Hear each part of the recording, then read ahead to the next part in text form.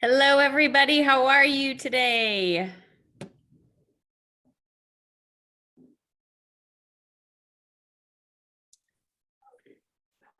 Hello, Miss Shannon Gregg. Hey there, how are you? I am fantastic. How are you? Good, your hair looks nice. Oh, thank you. It's actually raining here in Southern California. It never rains in Southern California.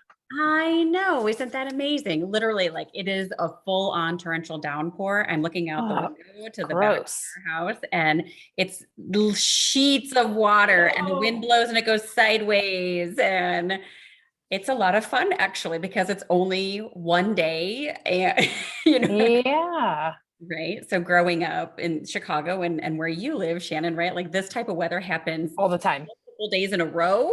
Absolutely. Yes. So I'm like, I am going to enjoy it today That's amazing. because it won't be here tomorrow. Yeah. That's so cool. I like it. I like that you can enjoy your rainy days. Yes, yeah. Well, and again, only because they don't happen very often, right? So there's a difference for that. But I'm like, I'm doubling down on the attitude of gratitude. I So love it. I love it. I yes, love it. Here, I'll say hi to you really quickly. Let's please see. do. Hi, how are you? Great. Just great. Look, I'm cracking up because they brought me in like a little desk. They're like, hey. That is so amazing. I know they're cracking up. They're like, you guys are crazy. They're like, you do this because I've taught class from here before. I'm like, Yeah. yep, Yeah, it's funny what people think we won't do. yeah, you're right. You're right. Because clearly we will do it. Right? So it's kind of comical in a way where it's It's like amazing. we do that. And I don't know about you, but even like going into maternity leave, I literally worked until the day my kids were both born. Same. Right. And We'll do it. yeah. And I'm like, it wasn't like a pride thing. Right. Sarah, it wasn't, hey, look at me, it was just, I like to work. Like what, you know what I mean? I think that's the So thing. Like we all love working. So it's awesome. yeah, yeah. So I'm like, I'm not saying you need downtime or whatever, but it's like everybody's looks different. So It's so true. oh Super yeah, true. true. It's super true. Everybody's does look different. Absolutely. Hi, everybody. David and David. We have two Davids and a Tara with us. Thank you so much. We are recording. Shannon is joining us. She has an appointment right now. So she is not sharing her lovely face with us right now, unfortunately. But you can see her beautiful picture there. I would highly recommend everybody connect with her on LinkedIn as well. All right. We are one past the hour, and I'm going to go ahead and share my screen. And we're going to go ahead and get started and go from there and make sure I don't close the Zoom webinar instead of closing out the chat. So again, everybody, thank you for joining us. We appreciate it, and bear with me as we start moving and grooving our way through all of this and go from there. So David and Tara, were you with us on the first webinar? And you can just put that in the chat if you want. If you, oh, yep. Gotcha. Yes, David, I know it's a little crazy, but there was a first one that we did, and we were talking about the reset and the power of not only incremental increase, but there's actually a few others. So bear with me. Our first one we were talking about increasing sales velocity. And so really focusing in on the fundamentals and process and all that good stuff, right? A skills matrix and putting some really tactical lines on the road for the team to follow and the leader to manage into. So really talking about increasing sales velocity by using a very programmatic structured approach, because it's easy for us to manage a system. And when we manage a system, we can turn our attention to leading and coaching our people, right? Those are two different things, right? So we wanted to kind of stress on that a little bit. So for the three of you, if you wouldn't mind just reaching back out, or I'll grab your information, your registration information, and make sure we send it to you. It will also be in the LinkedIn group, the replay of it. The replay of that webinar is on the Inside Sales by Design YouTube channel. So you can also see it there. Shannon, anything to add before we jump in? I think that was a good intro, and I think it's helpful for everybody that's joined us to understand what we talked about last time.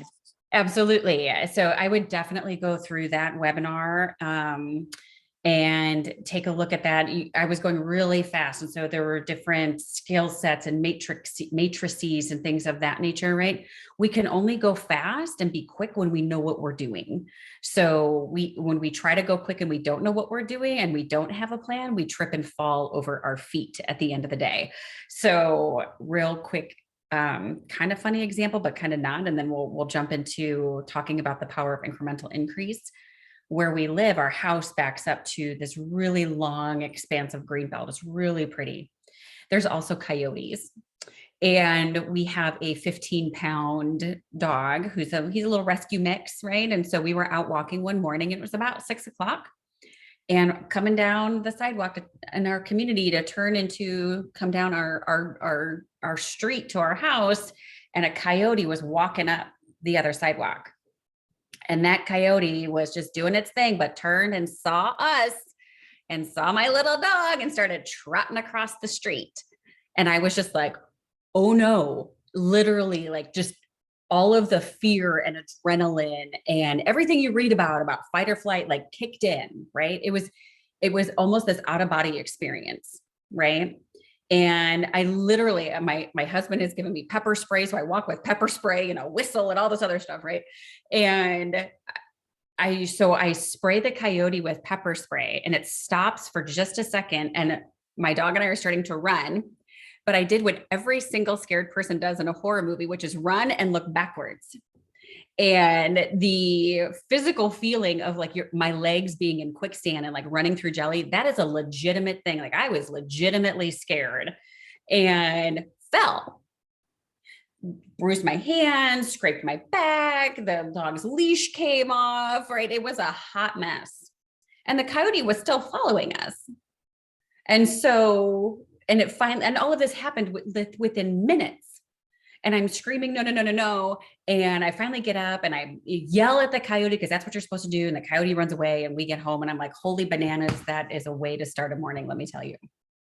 So whether we're facing coyotes, or the thought of increasing our revenue, or the thought of having difficult conversations with our teams, or whatever it may be, we have to have a plan, and we have to know that we're in it for the long haul at the end of the day. So beware of coyotes and have a plan at the end of the day. So when we think about the power of incremental increase, curious, what does that evoke in your mind at all? And so kind of ruminate through that a little bit. But we think about, when Shannon and I were putting this together, we really think about incremental increase is a stepped approach with clear expectations and taking the basics to the next level. And looking at this graphic, kind of walking through that, right, is marrying things together. And there is no silver bullet. There is no one size fits all. Some days we are dialed in and we're good at one thing, but everything else falls a plate. It's the whole spinning plate analogy.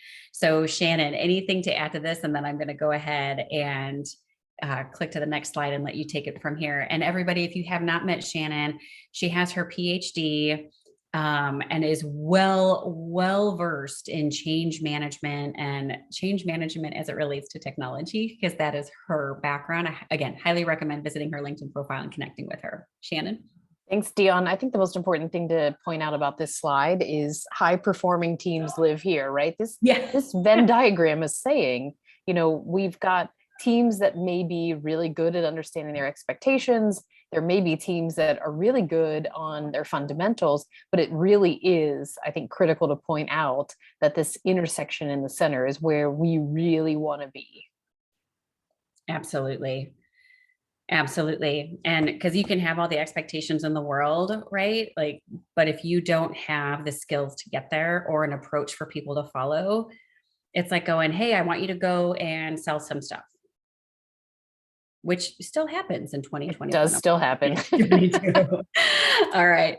So Shannon, I thought you would enjoy this this little discussion here, because before we can think about incremental increase and a stepped approach, man alive, folks, we are going to be leading our teams through change. And to state the obvious, we as humans do not like change. We just don't. But change is always happening. And so whether we are leading our team through change or we're on the receiving end of it, both of those roles need different strategies to cope and move through that change with our soul intact at the end of the day. Shannon, anything to add? I think that's exactly it, right? You know, when you open with a story about the coyote, there's that sort of adrenaline, right? And I think the important thing is, how do we maintain that adrenaline and focus it in the way that we can inject soul, right? Because you brought that word up, and I think it's critical for, you know, us as sales leaders to think really carefully through how we can take people through change that's going to help them, you know, understand why incrementally it makes sense and it's necessary. And so I'm excited that we're having this conversation right now as everybody's starting their planning for 2022. Absolutely, right. And not only change within our virtual walls of our company, right, but change outside right now. And so outside our virtual walls, there's definitely a lot going on. And I think tempers are flaring. And I've caught myself too, where I'll ask a question and I get an answer and I'm like, and what is the solution, right? So how are we moving forward? So it's just right, having to retrain ourselves, because the old ways of communicating and customer service and expectations, it's crazy. So the amount of change and how it is impacting all of us at this point. So Shannon, this is all you, and I love this information here. So for everybody on the call, really pay attention, because before we can institute change, before we can have a stepped approach, before we can dive into talking about the what of our incremental change and stepped approach, we really need to start as leaders understanding the why and being able to explain it to our team. Shannon. So true. And I think one of the things that is critical to learn from this slide is, where is the user adoption? And if you think about your sales team as the users, right? Because they are going to have to deal with whatever the changes you're bringing in, whether it's a new process, if it's a new technology, maybe it's a new territory, it's a new vertical, right? Your sales teams are constantly experiencing change, new quotas, new commission plans. We're always asking them to change. And salespeople are really focused on, how can I mitigate my response to change so I can get out there and delight my customers and also create as much revenue as I can. And so what I'd like to submit to you today is that this user adoption, that key spot there in the middle, that purple dot, brings three things in that you have to consider as a sales leader. One is change management. So how can I get people to change in ways that feel authentic to them, that does not disrupt or disturb them? The second is diffusion of innovations, which is, how can I get this idea to spread, right? Who's going to be the person that's my stakeholder, my cheerleader? How can I get this idea, whether the innovation is a new process or a new technology or a new sales approach, how can I get it diffused so that people will use it and adopt it? And then finally, the last one of adult learning theory, which is, adults learn differently than children, right? Children are pedantic. They will take the learning because they're told to. Adults like to learn things that they want to learn. And I know every one of us has been at one of those sales meetings where they introduce a new sales process, a new approach. And they're like, out with Miller Hyman, in with this new one. And we've all been through it. I know everybody on this call has been to several of those types of sales meetings. And if you don't consider how you're going to help manage that change and how you're going to get that idea to spread, just popping something new in front of a bunch of adults who are driven by time critical quotas is really challenging.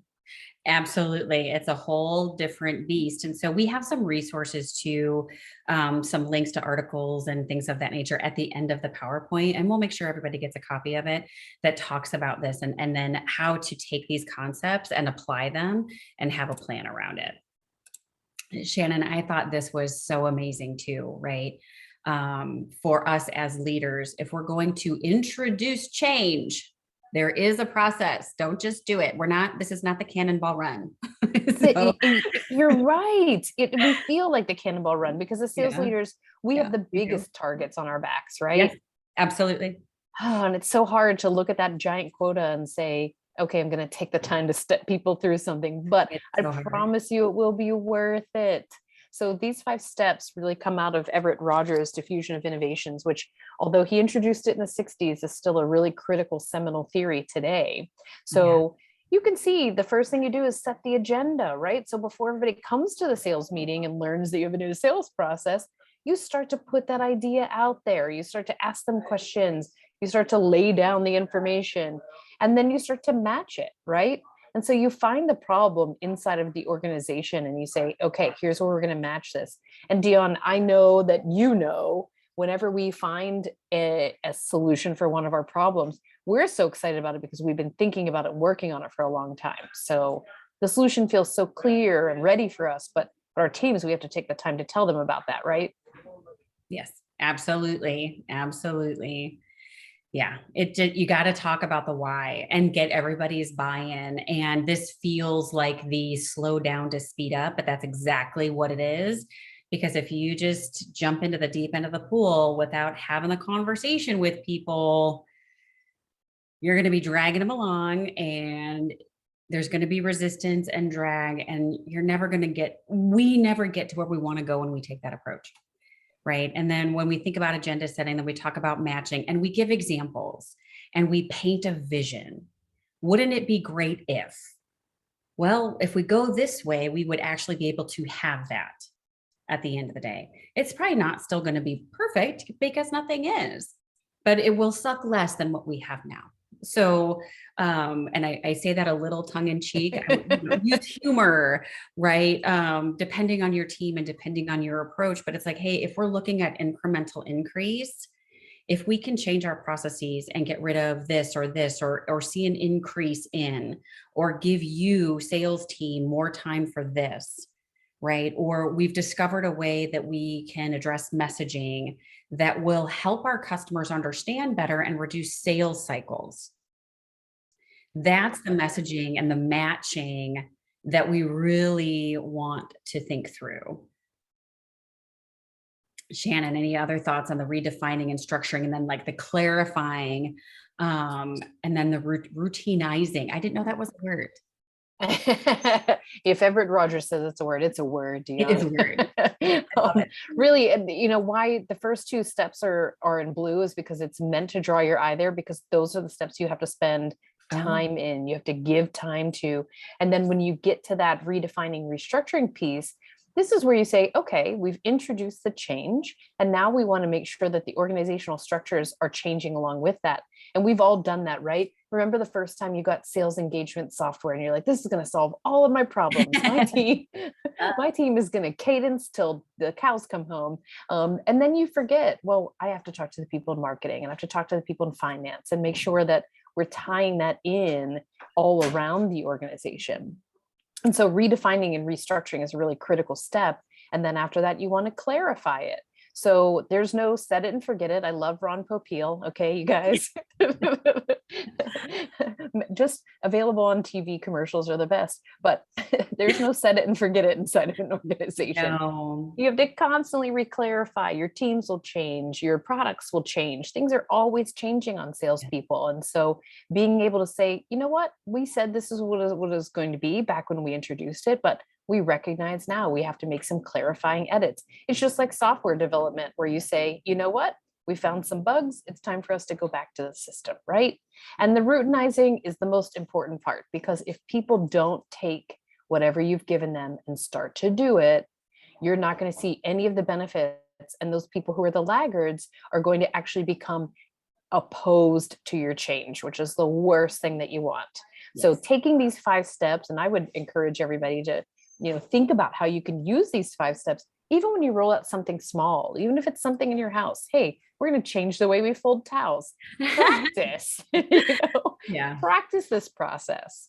Yes, absolutely. Establish a routine, establish a pattern, start with the why, and you can slowly have some of these, I call them evangelizing discussions, right? It doesn't have to be formal. Not to date myself, but I love The Sopranos when it was out, and there's a book called Managing, or like Managing Soprano Style or something along those lines, right? And so it was interesting because it called out, do you need a formal sit down? Can you do a stand up, right? So on and so forth. And so when we're thinking about introducing change as leaders, we also need to think, do we need to do something formal? Can we just do one of those, not drive by in an insensitive way, but hey, I was thinking about X. What do you think? Oh, okay, cool. Thanks. Right. And then go back around your day. So as we are going to truly roll out something, yeah, that needs to be a little bit more formal, right? So we set the stage for that. But the evangelism and the discussions, the advocacy, all of that can be done in an informal way. Shannon, what do you think about that? I'm glad that you brought this point up, Dion, because not everything has to be formal. Not even these 5 steps. They don't have to be formally drawn out. You don't have to write them down. You don't have to tell people I'm taking you through a 5-step process. A lot of it is informal. That's where your teams trust you. So, do you have to make this all a really, let's sit down and capture all of our notes? No, a lot of it is that sort of informal check-in. And that's how you're going to help people really make this part of their daily routine. Absolutely. And then we want to start, once as leaders, we have a plan in our head, right? Then we can go ahead and make sure we're setting those expectations. And it sounds, again, fundamental and rudimentary. And for those of you that maybe have heard us, Shannon and I, speak before, or were on the first webinar, setting expectations, Brene Brown calls it out, be clear, be kind. And whenever we build a playbook for an organization or we talk about standing up a team, we pause. Well, we don't pause, but part of our process is saying, what are the expectations? And we write them down. And it may sound silly, but show up on time, show up prepared, pen, paper, your laptop has power. How many meetings have we all been in where it's like, oh, I got to go get power. Hang on a second. No, right? It's a distraction, and it's cheap seat crap that distracts everybody. Show up prepared, ready to go. I'm not saying you can't have fun and you can't keep it light, but the fundamentals of showing up prepared, as you can tell, that would be one of my expectations. That may not be one of your expectations, right? But you definitely need to have them both quantitatively and qualitatively. And just like we're talking about from an incremental perspective, we're going to share them. Absolutely. And they need to be in writing, because if we're going to hold people accountable to it, the rules have to be the same for everybody.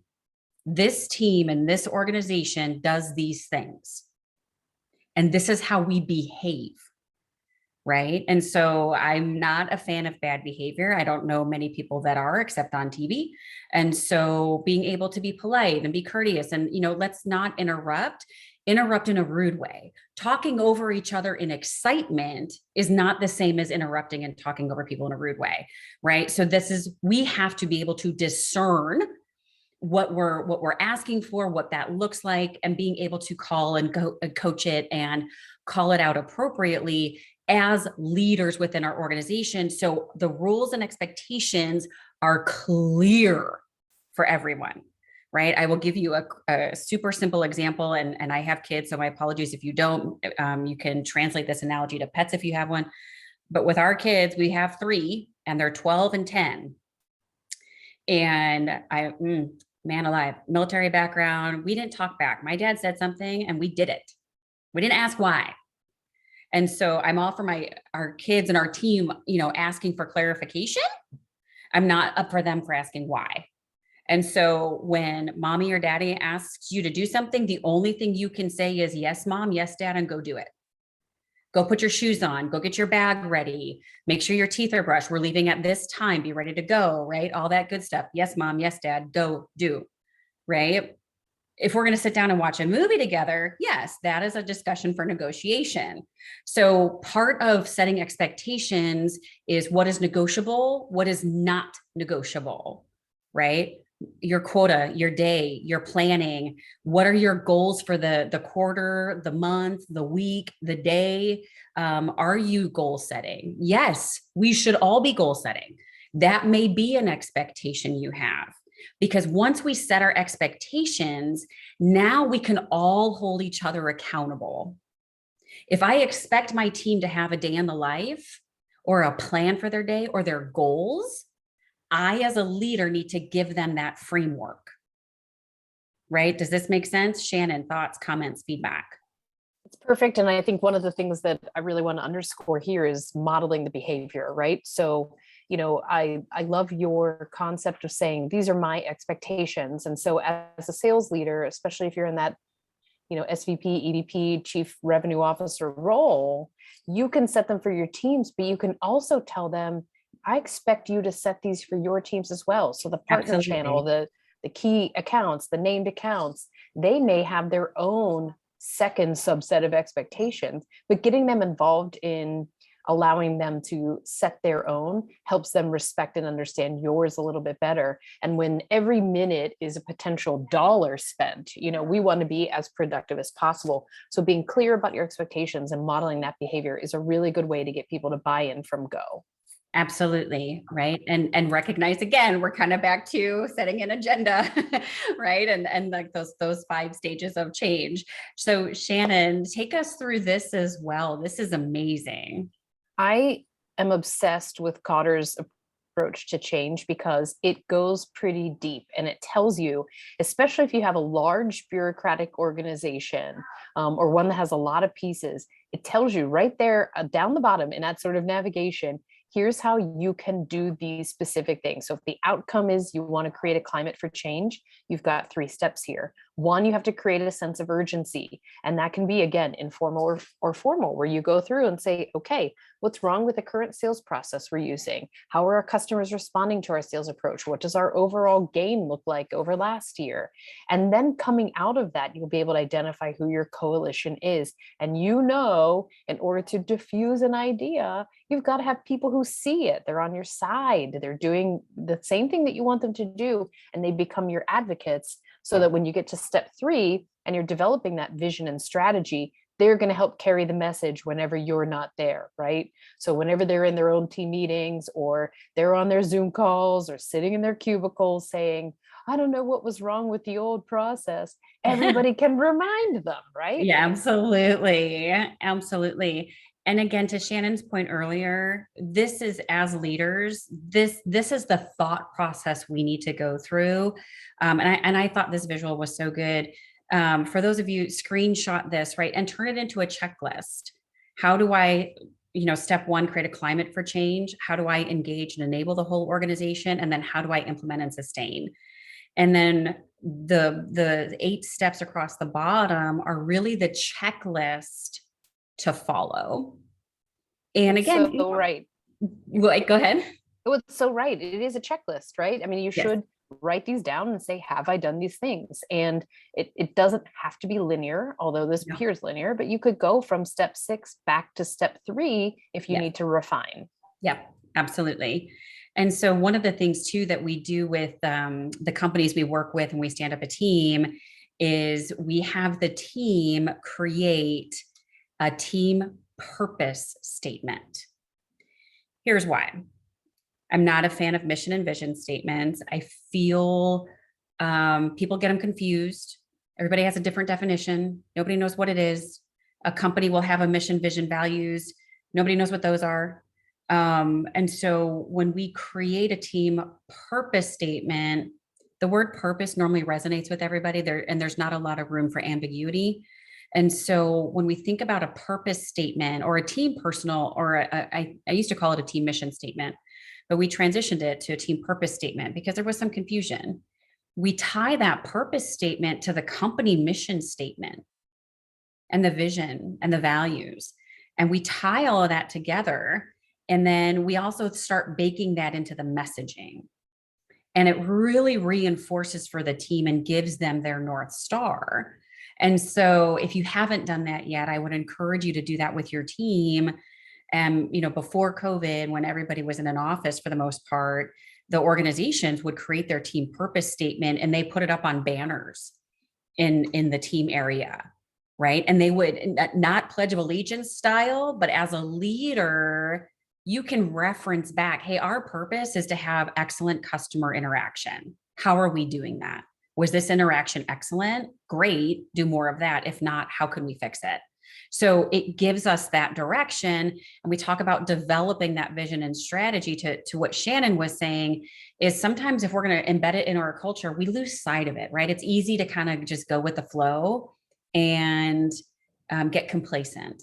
And complacency is the death knell of everything. And so sometimes we need to go back and to step 4 and re-communicate. So for all of these, I think we can put a re in front of it. We recreate urgency. We recreate a coalition. We re-communicate the vision. We re-empower. So I think as much as I love the linearization, it's also kind of circular, right? Where we're going to have to do it over and over and over again in some cases. And you should, right? Because the expectations of our sales team are always changing. Our companies are always changing. And so getting comfy with change is really important.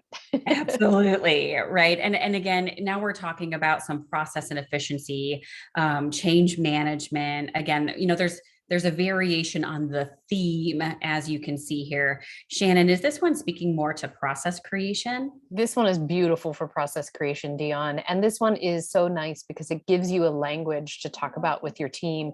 This is the capability maturity model that came out of Carnegie Mellon in Pittsburgh. And it gives you such a nice way to say, you know what? As we're looking at our sales process, we know we're a level 3 organization. Our process is organized, it's characterized for our organization, it's proactive.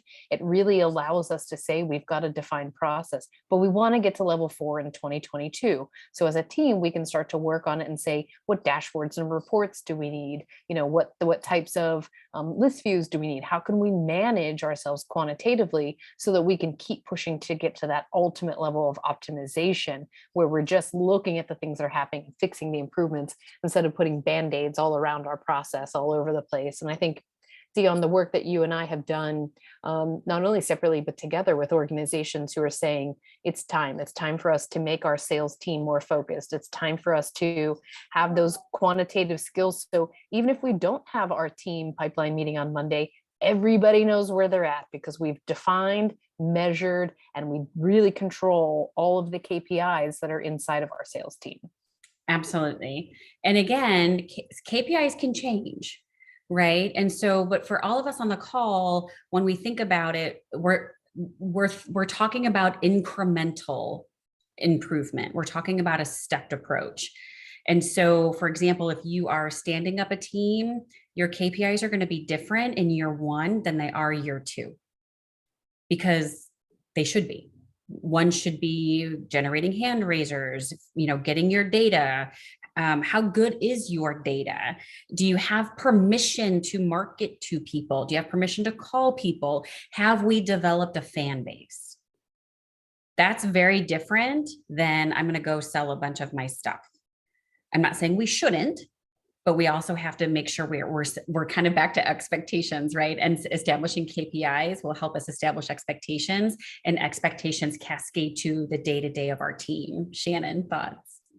One of the things I love the best, Dion, about your approach when you're helping somebody stand up a brand new team or a new type of team inside of their sales organization is you have that conversation with them to say, so what KPIs we have in year 1, year 3, year 5, because making sure that you are, swimming the boat in the direction of the river really helps you to say, all right, we're not reinventing KPIs, we're refining KPIs, right? So we're getting back to the place where we can say, we understand a little bit better about what we're doing now. And we want to make sure that we can put those in a place where everybody's measured in the right way and they understand what their expectations are.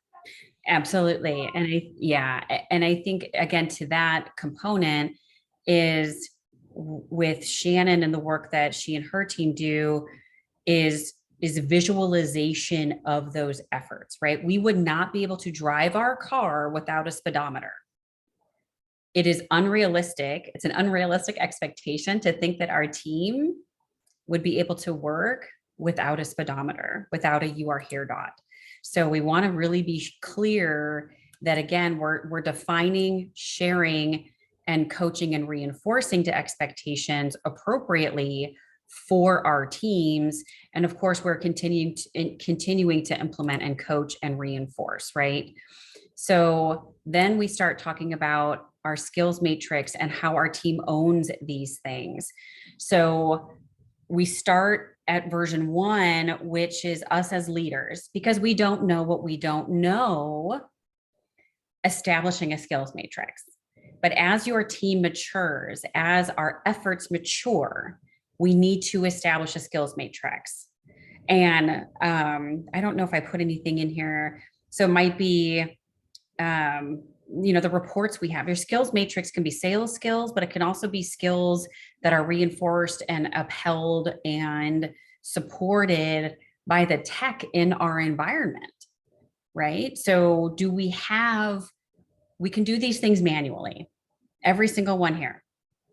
However, is there tech, or can our system support us so we can go to a version 2 in our skills matrix? And so Shannon, I also got this from your presentation, and I thought it was rich. I love it. So I would encourage everybody on this call to screenshot this and share it with your team, wherever you're doing that, Slack, Teams, in your Monday morning pipeline calls, because a lot of people focus on being efficient and they think efficiency drives productivity. And we see this every time we get a new sales demo for a new piece of sales technology where, we're being promised this level of efficiency. Well, efficiency means nothing if you're not being effective. And I love this graphic because it shows you right here. Hey, guess what? Maybe I am being really efficient. I've got the process, I'm doing things right, I'm doing them with truncated time and attention. But if you're not looking at the right goal, if you're not hitting the bullseye by being effective as well, your efficiency doesn't matter. So I absolutely love this.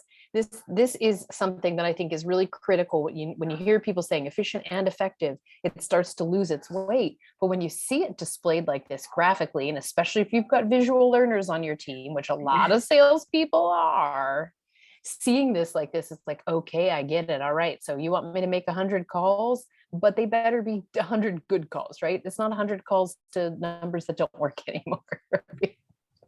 Absolutely. And that kind of goes back to our planning and our preparation and expectations, right? So I was on a call and with a team standing up in their inside sales team, and it was HR and finance and sales, and an individual on the call said, I don't understand why we need this certain skill set for inside sales. Don't they just pick up the phone and make phone calls? And he wasn't being rude or arrogant or flippant about it. He genuinely didn't know, nor should he. This isn't his industry, right? And I said, with all due respect, isn't your role, and he happened to be in finance, and I said, isn't your role, you just look at a bunch of numbers and add them up in a spreadsheet? And I said, that's not, and I said, and again, I'm not being mean or I'm not trying to, I said, but really the role of inside sales, or even sales in general at this point, is instituted with these things in mind. So, yeah, sorry there if you hear the background flash flood warnings going off here in Southern California. Like I can't even see out the window with the weather right now. So amazing. It's kind of interesting. So when we think about being effective and efficient, right, and setting expectations and things of that nature, that's really what we're driving at. And so being able to say that inside sales or sales in general is being able to make an effective phone call. We have to do pre-call planning. We have to know our words. We have to be able to not only send an email with good grammar and punctuation and all that good stuff, we have to make sure it renders well on a mobile device. We need to make sure we are connecting with people on LinkedIn, that we can send videos on LinkedIn, that we can send videos via video messaging, right? So that our voice sounds good, that we articulate. We don't sound like we just woke up or we've got a mouthful of marbles. There's a lot of moving parts to being good at whatever anybody does and communicating effectively. So recognizing efficient versus effective is super, super important. So Shannon, any thoughts? Yeah, I think what you're saying here is so critical, and it keeps going back to your initial point, which is set the expectations, let people know what expectations they're being held to. And we've all been on the receiving end of a phone call where you're like, this guy literally just rolled out of bed, right? And so I think if your team understands, hey, there's a lot of skills involved in this sales job, and there's a lot of soft skills. There's also a lot of technological requirements, but here's what we're holding you to. This is what we expect you to do, because you are a representative of the company. To your prospects, you are the company, right? Until they meet other people. And that's such a key role. And yeah, I know you and I think the same way, and I'm guessing everybody on this call feels the same. Sales is the greatest profession. It is the greatest profession, but it does come with the greatest amount of requirements. And so being able to say, here's what we want you to be effective at, and here's how you can then do it efficiently, is a really good way to begin with the end in mind. Absolutely. And I think too, quickly to touch on that, Shannon was using the word sales professional. And sometimes if we've got a young team out of college or even just new into the sales world, they may not view being a sales professional as a professional job because it's not a doctor. You don't need a degree of, whatever, doctor, lawyer, teacher, credential, right? They actually have sales credentials now, but that's a topic for another day, where being able to communicate with your team and say, hey, this is a noble profession. This is good. You are a professional. And it's interesting when we have that conversation with our team, they tend to stand and walk a little bit taller, which is kind of nice. So there's a couple scenarios that, as we're kind of wrapping up our time here, would love to put in the chat if you're setting up a team or growing your team or transforming your team. Those are the three main ones that we're really seeing right now. And so transforming might be getting your outside sales team to learn some skills or how to transfer some of their skills to inside sales, right? All of the above. Thank you, Tara. So yeah, it's definitely quite a bit going on right now. So if you are setting up a team, it's the same concept as growing and transforming. The messaging might be a little bit different. Your KPIs might be a little bit different, but the process is always the same, right? For those of us who live here in the United States of America, if somebody's going to build a road, the process is the same. The navigation of that process will be a little bit different every single time, right? Because there's geography, there's different municipal permits, there's different contractors that come on, right? But the process of building a road or a building or a house doesn't change. It's the same thing with your team. So for you as a leader, for us as leaders, our process doesn't change. The implementation of that process will. Shannon, thoughts? I think this is critical because the implementation of the process is the most important part. It really is. This semester, I had a marketing class where we spent several weeks on implementation, because coming up with strategies and tactics, it's fun. It can be challenging, but the strategies and tactics mean nothing if you don't have an implementation plan. And, our friends in operations are really good at that. Engineers are really good at that. They think about implementation all the way through, but change management can never be impactful, powerful, and correct if we don't say, but how are we going to implement it? And who then is the owner of this to make sure that the things that we want our sales team to do are affected in the right way? Absolutely. We think it through start to finish, right? The ideas are easy. Putting them into practice is a whole different kettle of fish. So last visual for you. And again, if y'all want a copy of the deck, right, or even just to pull out this simple, the graphic in year 1, year 2, year 3, we think about our sales infrastructure, our fundamentals. And so my apologies, I put that in there twice, but everything is going to be led and managed by leadership in the year 1, but then it changes, and it should. I had an inside sales team, and by year 3, they were predominantly running the interviews for people to join our team. And because we had such a strong culture across the board, and it was nice for the people coming in and interviewing with us because they really got to understand and experience what a day in the life would be like.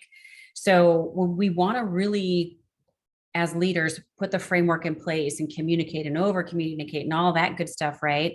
But then there's a tipping point and it transitions and it changes a little bit, which our team is going to slide in. They're not going to own it, but they will manage it. There's a difference, right? So my kids manage cleaning up their room, but I own it. I own the house, right? So that's the difference. Is our team is going to manage, they can manage some of the pieces of our system. They don't own it, but they should manage some of it, right? Because they're the ones doing it. So if they're messaging or, sending out marketing slicks or whatever, yeah, then they can have some ownership of that piece, right? They can manage it. And so, but there's going to be a transition for us as well, where we get to then have our team manage things, we own it, but then we can start again implementing some of the change that is inevitable in every system at the end of the day. Shannon. A gorgeous side effect of this, Dion, is you now are grooming your future leaders. Yes. So as you allow your team to take on these critical components, you're also developing the people who will become your next directors, VPs, SVPs. And that is something that in sales, a lot of times is, I think, more challenging than in other departments, because if you're the best engineer and you become the director of engineering, you're still very in touch with engineering. Whereas in sales, being an individual contributor and being a leader can bring very different skill sets. So your example here, Dion, is so beautiful because it really sets up people to learn how to be leaders. Yes.